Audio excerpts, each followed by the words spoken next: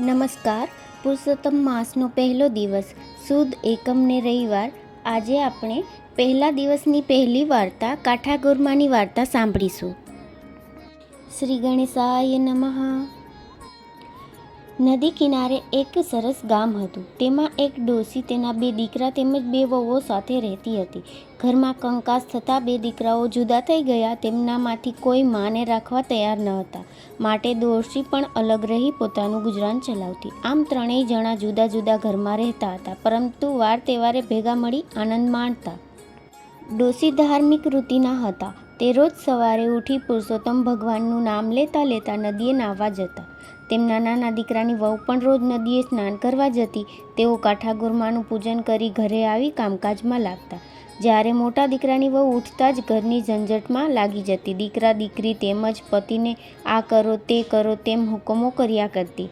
તે 2 પૈસે સુખી હતી, માટે તેને પૈસાનું અભિમાન આવી ગયું હતું. પોતાની પાસે કંઈ હતું તેથી તો તેના અભિમાનનો પારો વધુ ચડ્યો હતો. તે સમજતી કે ગામમાં મારા જેવું કોઈ નથી. ઉપરાંત બોલવામાં પણ તે તોછડી હતી. દેરાણી ભોળી હતી. એક દિવસ નદીએ જતાં તેણે જેઠાણીને ઘેર જઈ કહ્યું, જેઠાણી, આજે તો મારી જોડે નદીએ નાહવા જઈએ. ત્યાં જઈને કાઠાગોરમાનું પૂજન કરીશું. પુરુષોત્તમ માસની કથા સાંભળીને પછી ભગવાનનું સ્મરણ કરતાં કરતાં ઘેર આવી જઈશું. જેઠાણી કહેવા લાગી, આ તો નવરાના કામ છે. નાવાનું તો માત્ર બાનું જ છે, પરંતુ ત્યાં બધા ભેગા મળી ગામની નિંદા કરતા હોય છે. આમાં આપણું કામ નહીં. મારે તો મારું ઘર પહેલું સંભાળવાનું. મારે ઘેર આવનારા ઘણા. મારા પતિ દુકાનેથી આવે, છોકરાઓ નિશાળથી આવે, પિયર ગયેલ વહુ આવે, સાસરે ગયેલ દીકરી આવે, સગા સંબંધીઓ આવે અને સીમમાં ગયેલ ઢોર પણ આવે. આમાંથી હું આખો દિવસ નવરી પડું તો તમારી જોડે નાવા આવું ને? તમારે વ્રત કરો. મારી પાસે તો ધર્મકર્મ કરવાનો સમય જ નથી.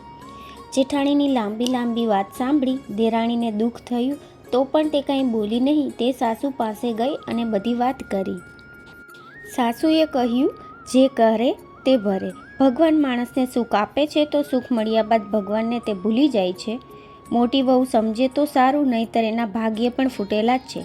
કાઠાગોરમાં રીઝે તો ધન ધાન્યનો પાર ન રહે અને ખીજે તો કોઈ નાય નહીં. આમ દિવસો વીતી રહ્યા હતા. દેરાણીના દિવસો પુરુષોત્તમ ભગવાનના ધર્મ ધ્યાનમાં જતા હતા, જ્યારે જેઠાણીના દિવસો સાંસારિક કામકાજમાં ને ઝંઝટમાં વીતતા. તેની પાસે ધર્મ કરવાનો સમય જ નથી. તે તો સગાવાલાને રીઝવવામાં પડી હતી. દેરાણી તો રોજ નદીએ નાહી કાઠાગોરમાની વાર્તા સાંભળતી તેમજ ધર્મ ધ્યાનમાં લીન રહેતી. તેથી કાઠાગોરમાં દેરાણી ઉપર રીઝ્યા અને ઘણી સુખ સાહેબી આપી. બીજી તરફ પુરુષોત્તમ ભગવાનનું અપમાન કરનારી જેઠાણી ઉપર તે ક્રોધિત થયા. કાઠાગોરમાના ક્રોધનો પાર ન રહ્યો. તેમણે જેઠાણીને શાપ આપ્યો. તેથી પેઢીએથી પતિ ગાયબ થયો. નિશાળેથી ભણવા ગયેલ છોકરો ઘેર પાછો ન આવ્યો. દીકરીના સાસરિયા કોપિયા માટે તેની દીકરીને તેની મા પાસે જવા ન દીધી. પિયર ગયેલી વહુ પણ પાછી ઘેર ન આવી. આમ અણધારું બનવાથી જેઠાણી સ્તબ્ધ થઈ ગઈ. તેના શોકનો પાર ન રહ્યો. તેને પોતાની ભૂલ સમજાઈ. તે દેરાણી પાસે પહોંચીને પોતાની દુઃખની વાત તેણે દેરાણીને કરી.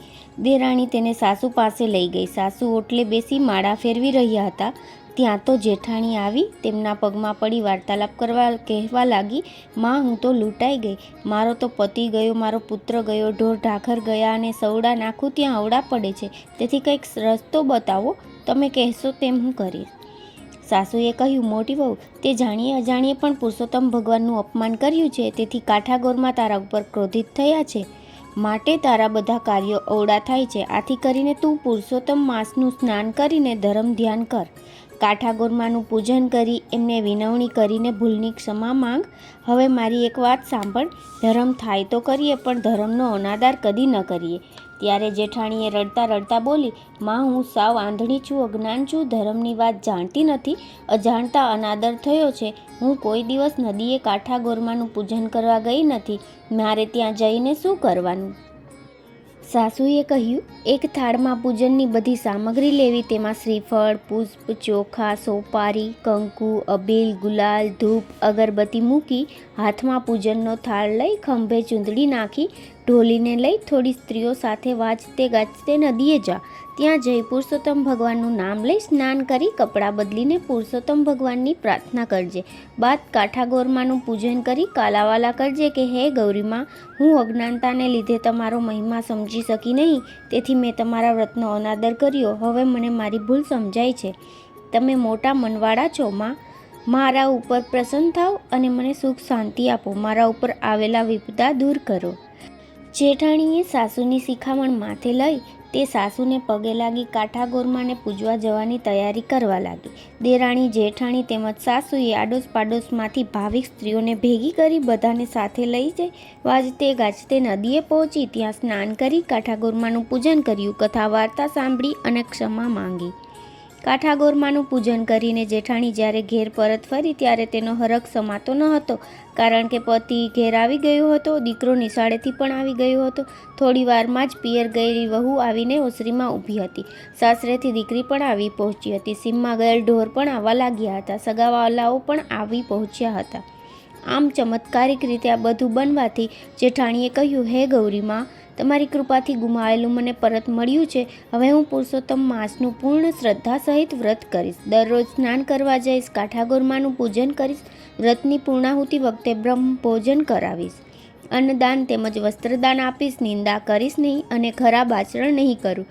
મારા હું પદનો ત્યાગ કરીશ. જેઠાણીએ મનમાં જે સંકલ્પ કરેલા તેનો તેણે તે દિવસથી જ અમલ ચાલુ કરી દીધો. તે સવારે વહેલા ઉઠી દેરાણી અને સાસુ સાથે નદીએ સ્નાન કરવા ગઈ. તે કાંઠા ગોરમાનું પૂજન કરીને કથા વાર્તા સાંભળતી. કાંઠા ગોરમાને ત્રણેય સદબુદ્ધિ આપે દેરાણી જેઠાણી પોતાના પતિઓ સાથે ડોશીના અસલ ઘરમાં રહેવા આવી ગયા. ડોશીના બંને દીકરાઓએ તેથી આનંદ થયો. બધાના આવવાથી ડોશીનું સૂનું ઘર પાછું આનંદ કિલ્લોલ કરતું થઈ ગયું. હે પુરુષોત્તમ ભગવાન, હે કાંઠા ગોરમા, તમે જેમ સાસુ જેઠાણી અને દેરાણીને ફળ્યા તેમ તમારું પૂજન કરનાર, કથા સાંભળનાર અને સ્નાન કરનાર દરેક ભાવિકોને ફળજો તેમજ સુખ શાંતિ આપજો. શ્રી પુરુષોત્તમ માસની જ્ઞાનધારાનો કાંઠા ગોરમાની કથા નામનો અધ્યાય પહેલો સમાપ્ત. નમસ્કાર.